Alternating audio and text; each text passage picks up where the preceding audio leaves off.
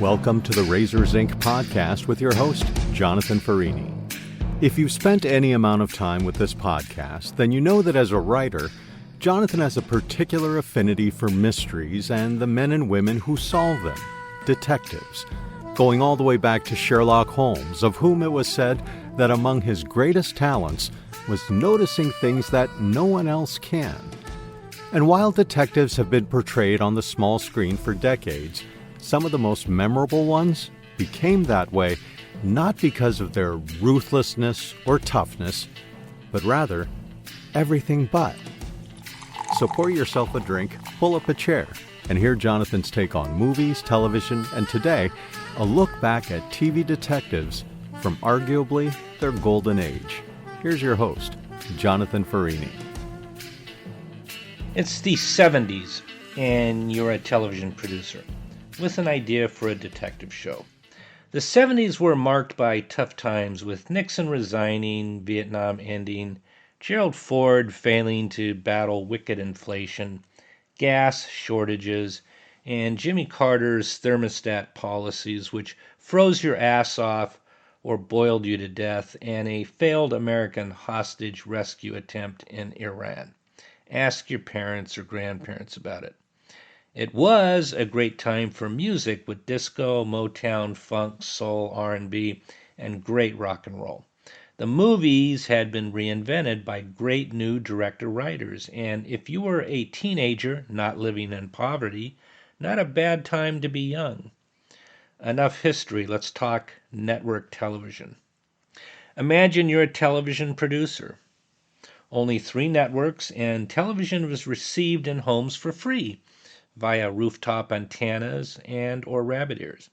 We didn't have home VCR, nor did any of my friends, so for most of America it meant huddling around the TV and watching your favorite show at the appointed time or missing it. Selling ad time was the way networks made money, so they were all looking for programming, which would attract loyal eyeballs every week. You're a network television producer, and those like before you rely on tired old genres like detective shows. But it's the 70s, and super slick detectives driving cool cars with early car phones, sipping martinis, and wearing expensive shoes doesn't fit the 70s. You discover the 70s are ripe for the anti-hero, the antithesis of Peter Gunn and Ephraim Zimbalist Jr. in 77 Sunset Strip, to name just 2. 77 Sunset Strip, starring Ephraim Zimbalist Jr. 77. You're likely taking your lead from 70s movies, which were scoring big with anti-hero character-driven movies. Your formula is escapism from a disastrous decade, and your protagonist must relate to the 70s eyeballs because misery loves company. You pitch the following 3 concepts. First, a lovable loser, paroled convict, who lives in a rusted-out tin can of a mobile home with his father in a parking lot in Malibu.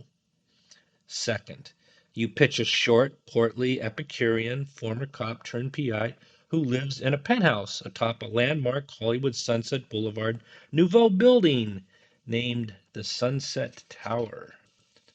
Third, you pitch a grandfatherly, ah-shucks country-style PI who is razor-sharp, performs forensics inside his own lab, and only pulls his gun when absolutely necessary. What type of reception would you receive from the network brass? Hint, it's about casting and track record. The first series mentioned, The Rockford Files, was sold because of the star power of James Garner, who played Brett Maverick in the 50s and leading man in The Great Escape and Grand Prix in the 60s, to name a few.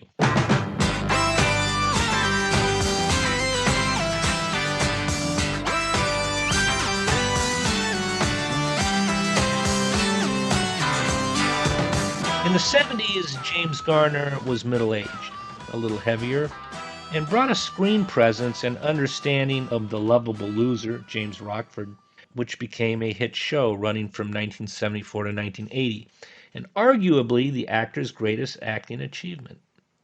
The Rockford Files scripts revolve around Jim taking on small change cases and oftentimes getting screwed on the payment while getting beat up and chased. Each episode began with the image of Rockford's answering machine. This is Jim Rockford. At the tone, leave your name and message. I'll get back to you. Jim, it's Shirley at the cleaners. You know that brown jacket? The one I said looked so great on you? Your favorite? We lost it. It was a brilliant and humorous device that invited the viewer to live the quirky, down-on-his-luck world of Jim Rockford. One of the principal writers and story editor, David Chase, along with Stephen Cannell, surrounded Rockford with a casting director's brilliant ensemble cast. In about 30 years, David Chase would bring us The Sopranos, lesson for budding writers. The episodes weren't story-driven, but character-driven, I contend. Here's the cast, and you'll understand what I'm speaking about. Noah Barry played Jim's dad, Rocky. Do you mind? I thought we came to an understanding about you reading over my shoulder when I was 13 and failing algebra. She's a PhD, huh? Well, ain't you gonna phone her? No, Well, why are you looking in the phone book then? just idle curiosity. An idle mind is the devil's workshop. Am I in a time warp or something? I don't believe this. I haven't heard dialogue like this since I was in short pants. You said you was interested in it. I said she seemed to have a good sense of humor. Ah, you mean she laughed at one of your jokes, huh? Do you mind if I finished reading the newspaper, Dad? Look, with this PhD and all like that, it sounds to me like she's the kind of girl you should call up. I do not want you making the same mistake you made with Susie Turley. Sue Turley, what a mistake. Sue Turley now weighs 300 pounds, is good for a fifth of vodka a day. Little Susie? Well, I think you ought to call this girl anyway. A kind-hearted retired truck driver who wants Jim out of the PI business and into a truck. He lives in the trailer with Jim and takes care of him. Stuart Margolin plays Angel, a former cellie of Jim's who is always working on a con. Brilliant character. Singer-songwriter Isaac Hayes, yeah, Shaft. Isaac Hayes playing former convict Gandalf Fitch, who refers to Jim as Rockfish, to Jim's consternation. Remember me, Rockfish? Yeah, the night bears are getting down to only 1 or 2 a month, and the name is not Rockfish. I came to collect. I figured that.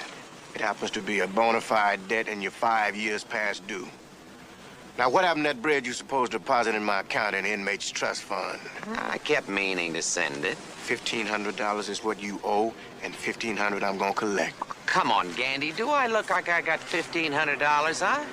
Maybe I can turn $250 on my TV set. I get $300 out of the stereo. I've got some equity in my car. Forget the bread. I'm gonna take it out in hide or services. Now, you call it.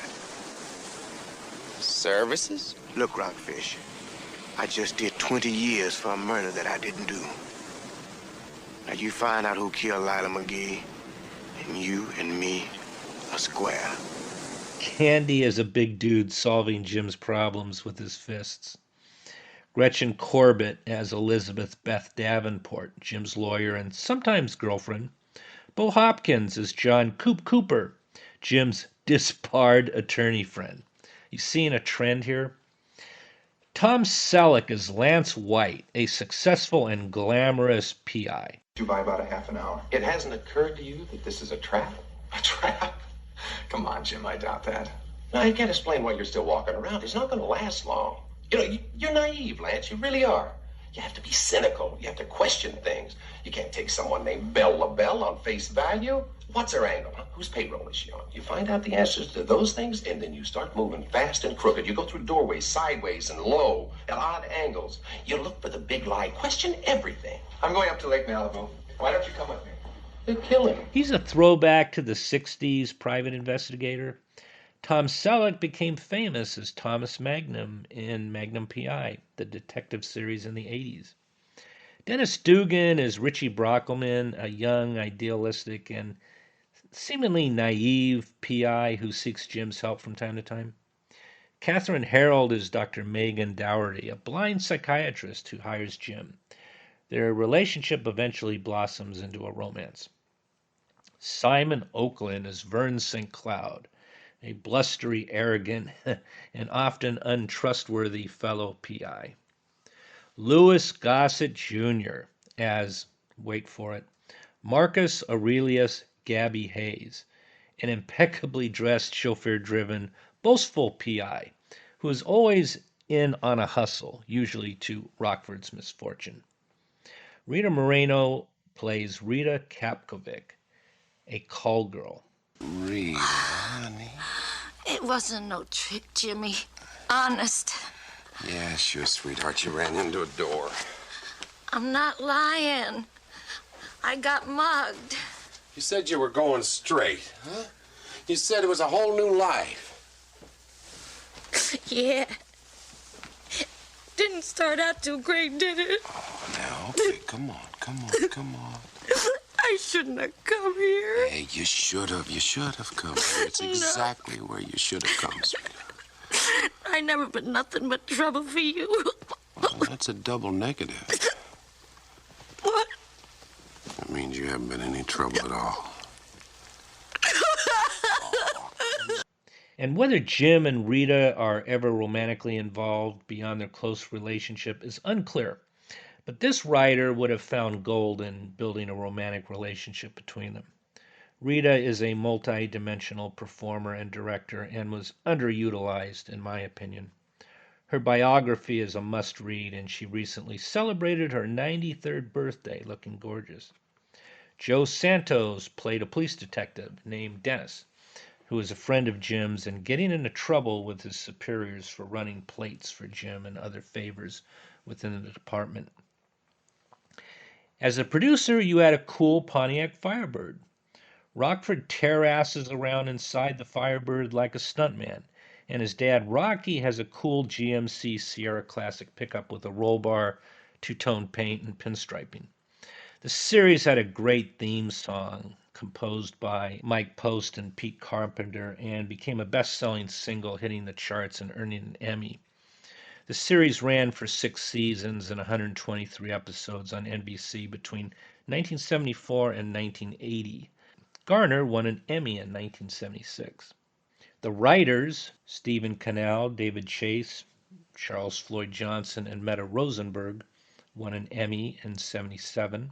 Rita Moreno won an Emmy in 1978. Stuart Margolin won an Emmy in 1979 and also in 1980. He is a character you have to check out on this series. Look, why kill us both? Look, just kill one of us. That would be even better, see? You could do Jimmy now, and then I go around and I tell people, well, you don't cheat Chester Sierra, and then later on, if you wanted to scare more people, why, I'd be available for the engagement. Get him out of here. Right. In summary, James Garner's star power got the Rockford Files picked up. Superior writing, brilliant casting, and the lovable loser, Misery Loves Company, resonated with viewers and still does. So, how did a series about a short Epicurean and a senior citizen PI get made? In short, the executive producer was a legend of 60s and 70s television, including The Untouchables, The Fugitive, The FBI, and many, many more. I met him after he sold his production company, and I was just starting film school. He became a mentor and was a very classy man.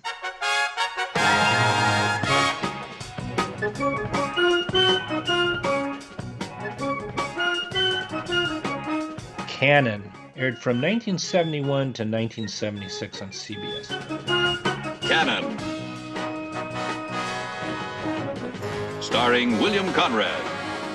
William Conrad played the title character, Private Detective Frank Cannon. He got his start playing menacing characters inside noir films, but had a successful director and producer career in the 60s. Cannon was portrayed in the series as a veteran of the Korean War and a former member of the LAPD. He was not only street smart, but also appeared to have a high level of education. He was a widower, having lost his wife and son in a bomb attack while he was on the police force. He was an overweight actor, and the series made frequent mention of his weight. Other characters remarked critically about it, while he himself would joke self-deprecatingly about his girth and great love of food. Peking duck? China is in now, you know. The fan does what? It substitutes for the wind. You see, it dries the bird, then the air gets underneath the skin and pulls it away from the body, and it puffs it up. And when you cook it, all the fat goes out, and it's as lean as a mandarin. It's beautiful.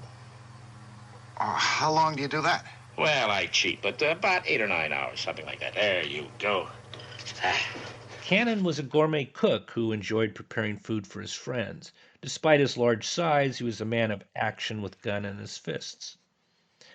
Like Rockford's Firebird, Carr is a protagonist in Cannon, where the car of choice is a cool Lincoln Continental Mark III and Mark IV with a car phone.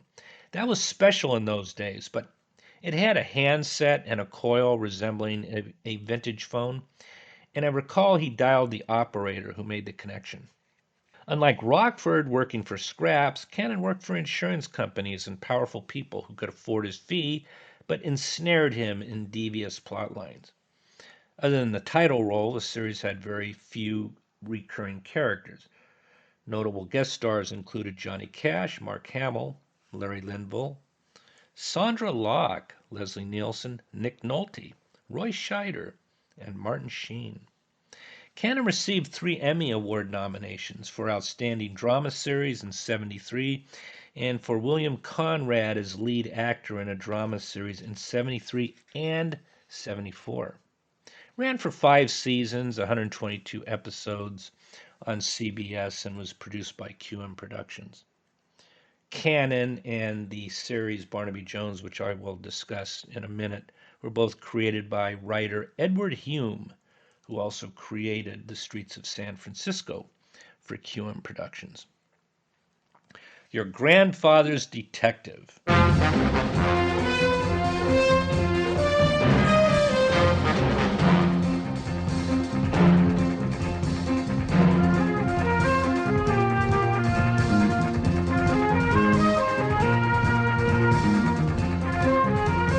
Barnaby Jones, starring Buddy Ebsen, also starring Lee Merriweather.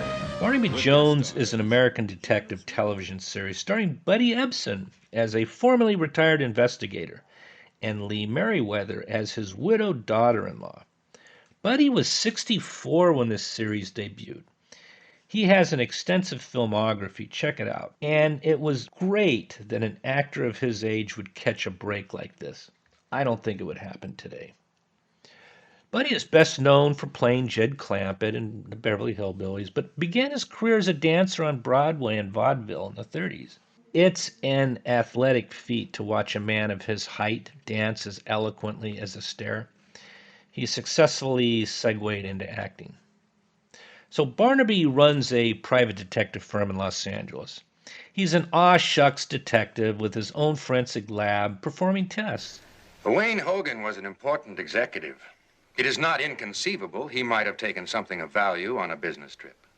You're right, Counselor, excepting that Mr. Plowman has been trying to convince me that Mr. Hogan was not on a business trip that day.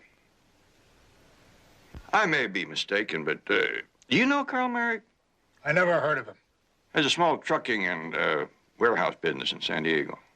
Gentlemen, since you failed to appreciate his cooperation, I'm advising my client to terminate this interview. The San Diego police have files for a year now on some pretty big rip-offs along the docks. Electrical components and other materials that just happen to coincide rather closely with your inventory pattern, Mr. Plowman. Miss Corbett said Mr. Hogan bought a lot of that stuff in San Diego. I told you I don't know any Carl Merrick. Were we still talking about Carl Merrick, Lieutenant? I thought I'd moved along to thefts on the docks. Were you suggesting that there's some connection between the two, Mr. Plowman? Isn't Carl Merrick the man that Hogan went to see in San Diego, carrying the attaché case your client inquired about but doesn't remember?